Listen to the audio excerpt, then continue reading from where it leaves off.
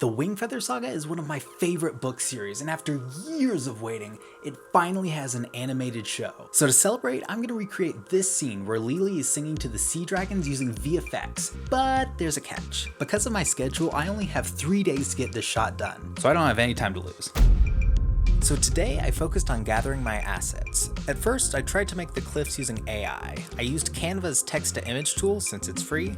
I put in my prompt, chose my style, and changed the aspect ratio to landscape. I generated a bunch of images until I got something I liked, and I was going to use one of them, but then I found this picture on Pexels.com and yeah, that looks way better. Now I also tried generating the dragon using AI, but none of them were usable. So I went into Blender and chopped off the arms and legs of this dragon I downloaded from Paint 3D. I just did a whole video showing you how to download those models, you can check it out right here. Then I went through the show and found some shots to use as reference, which is probably the first thing I should have done, but oh well.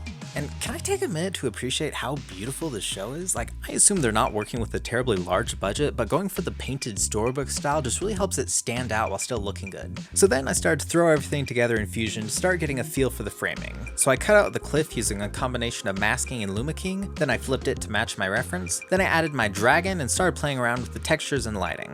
I also added this picture of a sky behind the cliffs and color corrected everything to match. So I needed to add Lily to my scene, so I went to the roof and filmed my sister standing against a green screen. It was super windy, which meant her hair was blowing dramatically. It also meant the green screen almost blew away. Here's a pro tip, make sure the camera was recording before you pack everything up and go downstairs, cause that happened to me. So in Fusion, I keyed out my sister and masked around the parts that weren't in the green screen, then I put her on top of the cliff. So to match the lighting, I did a little trick. So I moved her over slightly, blurred her, and then used that as a mask on a color corrector to darken her. Then I did the same thing to lighten her edge. Now it doesn't look very good up close, but when she's zoomed out, I think it looks really good. So I wasn't happy with how the dragon was looking, so I went back into Blender and chopped off everything except his head. Then I extruded the neck vertices back until it looked more like a sea serpent. Then I fixed the textures and started adding some details like fins and these kind of mustache tendril thingies. I don't know anything about sea dragon anatomy. Then I played around with animating the dragon until I got something I thought looked good. Next, I went through and put everything on its own 3D card so I could add some parallax with a camera movement. Then I made the glowy particle thing surrounding her using particles. I think it's looking pretty good, but we still got a ways to go. So I rendered each section out as its own video, then put them back together to keep things running smoothly. I'm doing everything in 4K for this project, and this is the first time I've ever done that. It's going to take a lot longer to render, but I think it's going to be worth it to get those extra crisp details. I put everything back together and did some compositing, like adding light wrap and making sure the colors matched.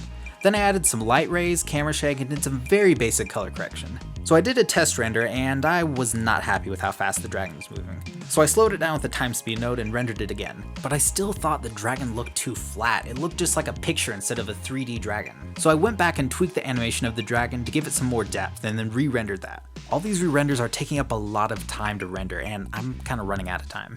It's gonna be close. But after all that, here's the final result.